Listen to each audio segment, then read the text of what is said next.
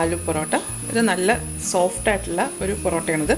ഇതിൻ്റെ ഉള്ളിൽ ഉരുളക്കിഴങ്ങൊക്കെ ഫില്ല് ചെയ്ത് വെച്ചേക്കുന്നതുകൊണ്ട് നമുക്ക് കറിയുടെ ഒന്നും ആവശ്യമില്ല. കറി ഇല്ലാണ്ട് തന്നെ ചുമ്മാതാണെങ്കിൽ ഇത് കഴിക്കാൻ നല്ലൊരു ടേസ്റ്റ് ആട്ടോ. ഇത് കുട്ടികൾക്കൊക്കെ ഒത്തിരി ഇഷ്ടമാവും ഇങ്ങനെ ഉണ്ടാക്കി കൊടുത്തു കഴിഞ്ഞാൽ. ഫ്രണ്ട്സ്, എൻ്റെ പേര് രഞ്ജിഷ മുരളി. എല്ലാവർക്കും സിമീസ് നാടൻ കിച്ചണിലേക്ക് സ്വാഗതം. ഇതിനായിട്ട് വലിയ ഉരുളക്കിഴങ്ങ് വേവിച്ചിട്ട് ഉടച്ചെടുത്തത്. അത് ഉടച്ചു കഴിഞ്ഞപ്പോഴത്തേക്ക് 1.5 കപ്പ് ഉണ്ടായിരുന്നു. സവാള കുഞ്ഞായിട്ട് അരിഞ്ഞത് ഒരു 1/3 കപ്പ് ഉണ്ട്. 1 ടേബിൾ സ്പൂൺ ഇഞ്ചി, 1 ടേബിൾ സ്പൂൺ വെളുത്തുള്ളി, 3 പച്ചമുളക് കുഞ്ഞായിട്ട് അരിഞ്ഞത്, കുറച്ച് മല്ലിയില. ഇനി ഇതുണ്ടാക്കാൻ വേണ്ടി ഒരു ചീനച്ചട്ടി ചൂടാക്കാൻ വെക്കുക. ഇതിലേക്ക് 3 ടേബിൾ സ്പൂൺ റിഫൈൻഡ് ഓയിൽ ഒഴിക്കാം. എണ്ണ ചൂടായി കഴിയുമ്പോൾ 1/4 ടീസ്പൂൺ ജീരകം ഇതിൽ കിടന്ന് ഒന്ന് മൂക്കണം, കരിയാൻ പാടില്ല. ജീരകം മൂത്തിട്ടുണ്ട്. ഇതിലേക്ക് ഇഞ്ചി, വെളുത്തുള്ളി, പച്ചമുളക് ഒന്ന് ചെറുതായിട്ടൊന്ന് മൂപ്പിക്കണം. സവാള നന്നായിട്ടൊന്ന് മൂപ്പിച്ചെടുക്കാം. സവാള ചെറുതായിട്ട് കളർ മാറിയിട്ടുണ്ട്. ഇനി ഇതിലേക്ക് ഉപ്പ് ചേർക്കാം. 1/4 ടീസ്പൂൺ മഞ്ഞൾപ്പൊടി, 1.5 ടേബിൾ സ്പൂൺ മല്ലിപ്പൊടി. ഈ പൊടി ഒന്ന് നന്നായിട്ട് മൂത്ത് വരണം. പൊടി മൂത്തിട്ടുണ്ട്. ഇതിൻ്റെ അകത്ത് എണ്ണ തെളിഞ്ഞു തുടങ്ങി. ഇതിലേക്ക് വേവിച്ച് വെച്ചിരിക്കുന്ന ഉരുളക്കിഴങ്ങ് ചേർക്കാം. ഉരുളക്കിഴങ്ങ് നന്നായിട്ടൊന്ന് ഉടച്ചു കൊടുക്കണം. ഇതിൻ്റെ അകത്ത് ഒട്ടും കട്ട പാടില്ല. ഇത് പരത്തിയെടുക്കാനുള്ളതാണ്. അപ്പോൾ കട്ട ഉണ്ടെന്നുണ്ടെങ്കിൽ നമുക്ക് പരത്താൻ ബുദ്ധിമുട്ടായിരിക്കും. ഇതുപോലെ ഒരു തവിയുടെ ബാക്ക് വശം വെച്ചിട്ടാണ് ആക്കുന്നത്. ഇതാകുമ്പോൾ പെട്ടെന്ന് നമുക്ക് ഉടഞ്ഞു കിട്ടും, ഒട്ടും കട്ട ഉണ്ടാകത്തില്ല. അതല്ലാന്നുണ്ടെങ്കിൽ പൊട്ടറ്റോ മാഷർ വെച്ചിട്ട് ആക്കിയാൽ മതി. നമ്മുടെ ഉരുളക്കിഴങ്ങും മാഷായിട്ടുണ്ട്. ഇനി ഇതിലേക്ക് 3/4 ടേബിൾ സ്പൂൺ ചാറ്റ് മസാലയാണ് ചേർക്കുന്നത്. ചാറ്റ് മസാലയും കൂടെ ചേർത്തിട്ട് ഇത് നന്നായിട്ട് മിക്സ് ചെയ്യാം. ചാറ്റ് മസാല ഇല്ലെന്നുണ്ടെങ്കിൽ ഗരം മസാല ചേർത്താലും മതി കേട്ടോ. അപ്പോൾ ഞാൻ ഗരം മസാല ചെയ്തുണ്ടാക്കുന്ന ഒരു വേർഷൻ ഞാൻ മുന്നേ ചെയ്തിട്ടുണ്ട്. ഇതിലേക്ക് കുറച്ച് മല്ലിയിലയും കൂടി ഇട്ട് കൊടുക്കാം. ഇത് നന്നായിട്ടൊന്ന് ഉടച്ചെടുക്കാം. ഉപ്പ് വേണമെന്നുണ്ടെങ്കിൽ ഉപ്പ് ചേർത്തോളൂ കേട്ടോ. നമ്മൾ ഈ ചാറ്റ് മസാലയ്ക്കകത്ത് ഉപ്പുണ്ടാകും. അപ്പോൾ അതുകൊണ്ട് ഞാൻ നേരത്തെ കുറച്ച് ഉപ്പിട്ടിട്ടുള്ളൂ. ഫില്ലിംഗ് റെഡി ആയിട്ടുണ്ട്. ഇനി ഇത് മാറ്റി വെക്കാം. ഇനി ഇതിൻ്റെ ചൂടൊന്ന് ആറണം. ഇനി നമുക്ക് മാവ് കുഴച്ചെടുക്കണം. അതിനായിട്ട് ഒരു പാത്രത്തിലേക്ക് 1/2 കപ്പ് വെള്ളം ഒഴിച്ചെടുക്കാം. ഇത് 125 ml ആണ്. ഇതിലേക്ക് ഉപ്പ്, 1/4 ടീസ്പൂൺ റിഫൈൻഡ് ഓയിൽ. ഞാനിപ്പോൾ ഇവിടെ മാവ് കുഴയ്ക്കാൻ പോകുന്ന വെള്ളത്തിലേക്ക് പൊടിയിട്ടിട്ടാണ്. എനിക്കതാണ് വശം. അപ്പോൾ ഞാനത് പൊടിയിടുന്നത് എത്രയാണെന്ന് ഞാൻ പറഞ്ഞുതരാം.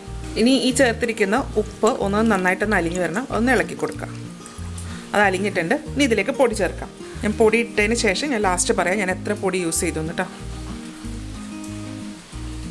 ഇതിലേക്ക് ഞാൻ 1 കപ്പ് പൊടിയാണ് ചേർത്തേക്കുന്നത്. ഇതിലേക്ക് കുറച്ച് പൊടിയും കൂടെ വേണം.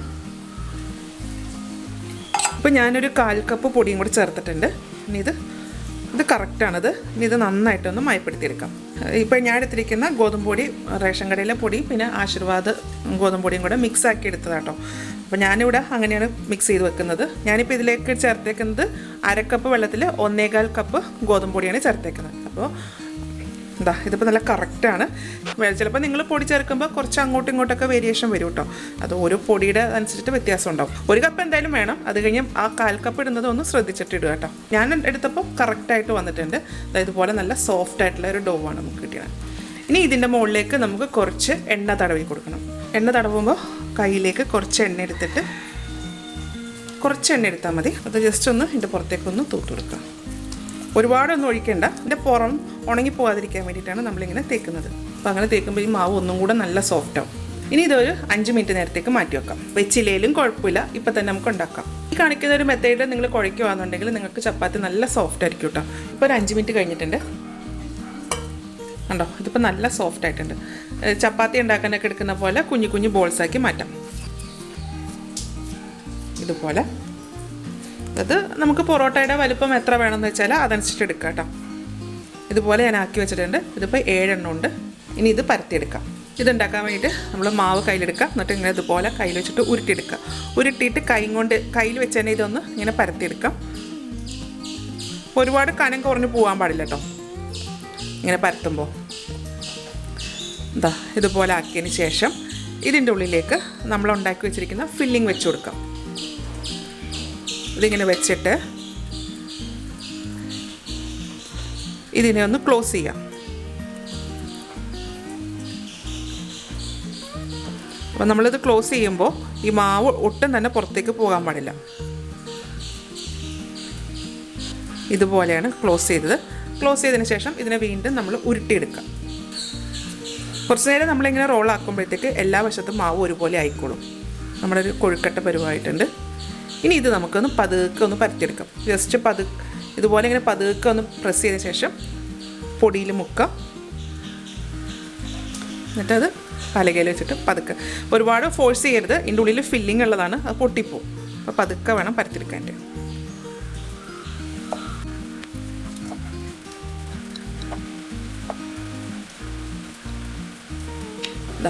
ഇതുപോലെയാണ് പരത്തിയെടുക്കേണ്ടത്. ഇതുപോലെ ഒരു ചെറിയൊരു കനമുണ്ട് കേട്ടോ. ഇനി ഒരു തവ നന്നായിട്ട് ചൂടാക്കി എടുക്കുക. അതിൻ്റെ മുകളിലേക്ക് പരത്തി വെച്ചേക്കുന്ന പൊറോട്ട ഇട്ട് കൊടുക്കാം. ഒന്ന് തിരിച്ച് മറിച്ചൊക്കെ ഇടുക.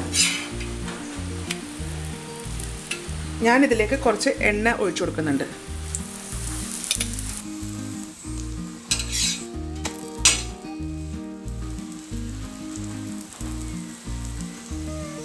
നന്നായിട്ട് പൊങ്ങി വരുന്നുണ്ട്. ഇത്രയും മതി. ഇനി ഇത് മാറ്റാം. ഇതുപോലെയാണ് നല്ല പെർഫെക്റ്റ് ആയിട്ടുള്ള ആലു പൊറോട്ട റെഡി ആയിട്ടുണ്ട്. അപ്പം നമ്മുടെ ആലു പൊറോട്ട റെഡി ആയിട്ടുണ്ട് കേട്ടോ. ഇതിന് ഞാൻ കറിയൊന്നുമല്ല എടുത്തിരിക്കുന്നത്, നമ്മുടെ സാധാ തൈരാണ് എടുത്തേക്കുന്നത്. തൈരിൻ്റെ അകത്ത് കുറച്ച് ഉപ്പിട്ടിട്ട്, ഉപ്പും ഒരു പച്ചമുളകും അരിഞ്ഞിട്ടിട്ടുള്ളൂ കേട്ടോ, അതാണ് എടുത്തേക്കുന്നത്. ഇത് കാണുമ്പോൾ തന്നെ അറിയാം നിങ്ങൾക്ക്, നല്ല സോഫ്റ്റാണിത് കണ്ടോ, നല്ല പഞ്ഞി പോലെ ഇരിക്കുന്നത്.